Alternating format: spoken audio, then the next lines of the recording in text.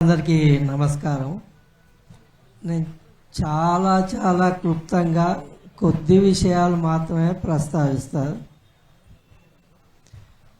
నిజానికి ఇటువంటి సబ్జెక్ట్ మీద ఈ రోజున మాట్లాడుకోవాల్సి వస్తున్నదంటే చాలా విచారంగా ఉన్నది, విచిత్రంగా కూడా ఉన్నది. ఈ రోజున అని ఎందుకంటున్నా అంటే తెలంగాణ ఉద్యమం ఎప్పటి నుంచో ఉన్నది. తెలంగాణ తల్లి అనే భావన ఎప్పటి నుంచో ఎవాల్వ్ అయింది సమాజంలో. అంతకుముందే మిగిలిన మిత్రులు చెప్పినట్టు 40 నుంచే తెలంగాణ తల్లి అనే మాట కూడా ఉన్నది. అంటే ఇన్ని దశాబ్దాలు గడిచిపోయిన తర్వాత తెలంగాణ తల్లికి ఒక రూపం అంటూ ఇచ్చుకున్న తర్వాత అది మొత్తం సమాజంలో విద్యావంతుల నుంచే కాకుండా చాలా సామాన్య ప్రజల వరకు కూడా ఆ రూపం అనేది స్థిరపడిపోయిన తర్వాత ఈ రోజున మళ్ళా ఆ విషయం మాట్లాడుకోవాల్సి రావడం అంటేనే అది విచారకరమైన పరిస్థితి. అట్లాగే ఇది విచిత్రంగా కూడా ఉన్నది. ఎందుకంటే ఈ పరిస్థితిని క్రియేట్ చేసింది ఎవరు? మళ్ళీ ఇక్కడి వాళ్ళే. చరిత్ర అంటే తెలియని వ్యక్తి, సంస్కృతి అంటే తెలియని వ్యక్తి, చరిత్ర సంస్కృతితోని సంబంధం లేకుండా వాటికి విరుద్ధమైన ఒక చర్య తీసుకున్నాడు రేవంత్ రెడ్డి గారు. సరే, ఈ చర్య మీద సమాజంలో చర్చ ఎట్లా జరుగుతున్నది? నిజానికి తల్లి కావచ్చు, దేవత కావచ్చు, సమాజంలో ఈ భావనలు అనేవి ఎవాల్వ్ అవుతుంటాయి. ఎవరో ఒక వ్యక్తి ఎప్పుడూ సృష్టించడు. అవి దశాబ్దాలుగా, శతాబ్దాలుగా, తరతరాలుగా అవి ఎవాల్వ్ అవుతూ వస్తుంటాయి. ఆ భావనలు కానీ, అందుకు సంబంధించిన రూపాలు కానీ.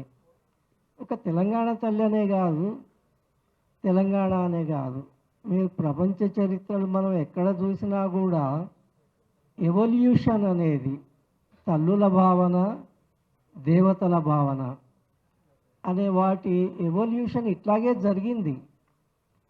ఇందుకు భిన్నంగా ఏం లేదు. తెలంగాణ తల్లి భావన కూడా అందుకు అనుగుణంగానే ఎవాల్వ్ అయింది. అంటే దీనికి మొత్తం సమాజం భావనలు దీని వెనుక ఉన్నాయి, మొత్తం సమాజపు ఆమోదం కూడా దీని వెనుక ఉన్నది. అంతే తప్ప ఏదో కొద్దిమంది కేసీఆర్ గారో లేకపోతే ఇంకెవరో సృష్టించింది కాదు. నిజానికి తెలంగాణ తల్లి రూపాన్ని ఇచ్చే సమయంలో కూడా చాలా చాలా చాలా చాలా చర్చలు జరిగినాయి. అది అందరికీ తెలిసిన విషయమే, నేను కొత్తగా చెప్పనక్కర్లేదు. అట్లాగే ఈ భావనలు అనేవి ఇప్పుడు అన్నట్టు ప్రజల నుంచి వస్తాయి, ప్రజల ఆమోదంతో నిలుస్తాయి తప్ప జీవోలతోని లేకపోతే రాజుల ఆదేశాలతోని ఇదివరకు ఎప్పుడు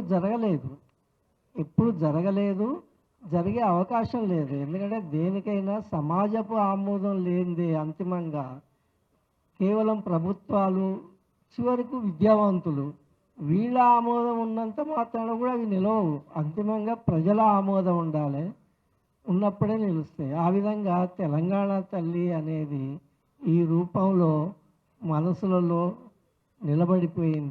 నిలబడిపోయిన తర్వాత ఇప్పుడు మళ్ళీ ఇటువంటి చర్చ ముందుకు రావడము అనేది విచారంగా, విచిత్రంగా కూడా ఉన్నది. అయితే ఇట్లా ఎందుకు జరిగింది అనేది పెద్ద రహస్యమేం కాదు నిజానికి. ఎందుకంటే ఆ పని రేవంత్ రెడ్డి గారు ఎందుకు చేశారో మనందరికీ తెలిసిందే. నిజానికి ఇది కూడా ఒక విచిత్రమైన పరిస్థితి. ఓ చరిత్ర తెలవని మనిషి, సంస్కృతి తెలవని మనిషి, వాటి పట్ల ఆసక్తి కూడా లేని మనిషి ఒక చర్య తీసుకొని సమాజం మీద పడేస్తాడు. దాని మీద మళ్ళీ మనం ఇంత చర్చ, ఇంత గొడవ. అంటే సింపుల్గా చెప్పాలంటే బట్టగాల్చి మీద పడేయడం అంటారు చూడండి, ఒక బట్టగాల్చి మీద పడేస్తాడు. దాని మీద మనము ఇంత బాధపడుతూ, ఇంత చర్చిస్తూ, తెలిసిన విషయాలే మళ్ళీ చెప్పుకుంటూ, ఇప్పుడు ఒక కామన్ మ్యాన్ దగ్గరికి పోతే ఇవన్నీ తెలిసినాయి కదయ్యా, మీరు వర్క్షాప్ పెట్టి మళ్ళీ ఎందుకు మాట్లాడారు అంటారు. కానీ మనకు అట్లా మాట్లాడుకోవాల్సిన పరిస్థితి సృష్టించారు. అయితే ఒక అందుకు రేవంత్ రెడ్డి గారికి కృతజ్ఞతలు కూడా చెప్పాలి మనం. ఎందుకంటే మళ్ళీ ఒక ఈ భావనలన్నీ మళ్ళీ పుంజుకునే విధంగా, మళ్ళీ చర్చ జరిగే విధంగా, అంటే ఒక విలను ఒక పని చేస్తే, ఒక కథలో కానీ ఒక సినిమాలో కానీ ఒక విలన్ పనిచేస్తే ప్రేక్షకులందరూ ఏమంటారు, అరే వీళ్ళు తన్నురా కిట్టురా అని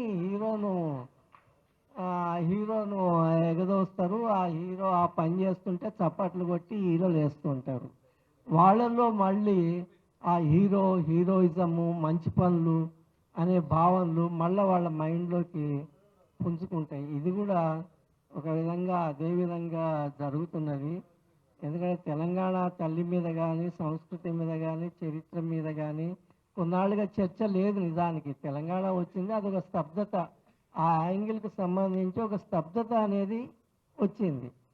ఇప్పుడు ఏమిటి అని అంటే, నిజానికి ఇందులో ఒకవైపు మెటీరియల్, రెండో వైపు ఫిలసాఫికల్ అండ్ కల్చరల్, రెండు యాంగిల్స్ ఉన్నాయి. మెటీరియల్గా తెలంగాణ దెబ్బతింటున్నది. మెటీరియల్గా తెలంగాణ దెబ్బతింటూ తెలంగాణ ప్రజలందరూ బాధపడుతున్న స్థితిలో దీన్ని ఒక విధంగా ఇగ్నైట్ చేసేటట్టు ఈ సాంస్కృతిక భావన అనేది ఇగ్నైట్ చేసి ఆ భావనలను మళ్ళీ ఈ మెటీరియల్గా కూడా తెలంగాణకు ఎంత అన్యాయం జరుగుతున్నది, ఎంత ద్రోహం జరుగుతున్నది అనేవి కూడా మళ్ళీ రీకిండిల్ అయ్యి చర్చ జరుగుతుంది. అటువంటి అందుకు ఒక విధంగా అవకాశం, ఒక ఇన్స్ట్రుమెంట్ లాగా, ఇన్స్ట్రుమెంట్ ఆఫ్ ద హిస్టరీ, అట్లా ఒక అవకాశం కలిగించినందుకు రేవంత్ రెడ్డికి కృతజ్ఞతలు కూడా చెప్పాలి. విలన్లకు కూడా అప్పుడప్పుడు థ్యాంక్స్ చెప్పవలసి ఉంటుంది. అట్లా జరుగుతున్నది కనుక ఇందులో మనం విచారించవలసింది ఏం లేదు. ఎందుకంటే రేవంత్ రెడ్డి చేసిన దానికి ప్రజల ఆమోదం లేదు, అది తెలిసిపోయింది. ఎందుకంటే బయట ఎంతో చూస్తుంటే వాళ్ళు రెండే ప్రశ్నలు అడుగుతున్నారు, అసలు ఎందుకు సార్ దీన్ని మార్చడం, ఎందుకు వాళ్ళకి అర్థమవుతలేదు. తర్వాత కొన్ని మార్చిన విభ్రమైన ఎందుకు ఇట్లా ఆరాధనీయంగా లేదు, తల్లిలాగా లేదు, దేవతలాగా లేదు, ఎందుకు ఇట్లా ఉంటుంది, ఆ బొమ్మను చూస్తే మాకేం మంచిగా అనిపిస్తలేదు, గౌరవం అనిపిస్తలేదు అని అంటున్నారు. అంటే రెండు విధాలుగా కూడా, రెండు యాంగిల్స్ నుంచి కూడా రేవంత్ రెడ్డి చేసిన పని ప్రజలు రిజెక్ట్ చేసేసిండ్రు ఆల్రెడీ. ఆయన జీవో ఇస్తే వీళ్ళు తమ తీర్మానం తాము చేసిండ్రు. సమాజం అనేది తీర్మానించింది, ఇప్పటికే తీర్పు చెప్పింది, ఈ తల్లి మా తల్లి కాదు, ఇదివరకున్న తల్లే మా తల్లి అని తీర్పు చెప్పి తీర్మానం చేసేసింది. కనుక ఆ విధంగా స్టోరీ కంక్లూడ్ అయిపోయినట్టే నిజానికి. అందుకు ఇదొక ప్రేరణలాగా, స్పర్లాగా వచ్చి మనం అందరం చర్చించుకుంటున్నాము. నిజానికి ఇటువంటి పరిణామం నాకైతే చాలా సంతోషంగా ఉన్నది. అయితే నేను ఒక చిన్న సజెషన్ చేయదలుచుకున్న కవిత గారికి. వారు ఊరూరా తెలంగాణ తెలుగు తల్లి విగ్రహాలు పెడతా ఉన్నారు. అయితే దాంతో పాటు సరే విగ్రహాలేమో సంస్థలుగా పెడతాయి, కానీ అది ఇంటింటికి పోవాలి అంటే తెలంగాణ తల్లి బొమ్మలు,